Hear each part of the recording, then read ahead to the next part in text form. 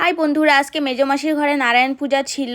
আর কার কার ভোগ খাইতে ভালো লাগে, মানে নারায়ণের মেন প্রসাদটা। আরও পূজা শেষ হইতে হইতে দাদাও গুয়াহাটির থেকে আইসে গেল, আর এদিকে বুনু আরও আমি প্রসাদ নিয়ে নিলাম। আর এই কদিন এত বৃষ্টি পড়তেছিল, সকাল থেকে তো সেই বৃষ্টি, এখন দেখি বৃষ্টি নাই, তাই ভাবলাম একটু ছাদে আসি, ফটো ক্লিক করি। কিন্তু এখানে এসে যে ঠান্ডা ঠান্ডা হাওয়া দিতেছিল, এখান থেকে যাওয়ারই ইচ্ছা করতেছিল। ফটো তো দূরের কথা, তখনই দাদা নিয়ে আসলো আইসক্রিম। আরও আমাদের না ভাই বোনদের এইভাবেই এনজয় হয়, কারণ সবাই স্টাডি নিয়ে বিজি থাকে, কিছু একটা ওকেশনে এইভাবে সবার সাথে দেখা হয়, খুব ভালো লাগে। তারপরে নিচে আসলাম তো দেখি এদিকে কেক রেডি হয়ে গেছে।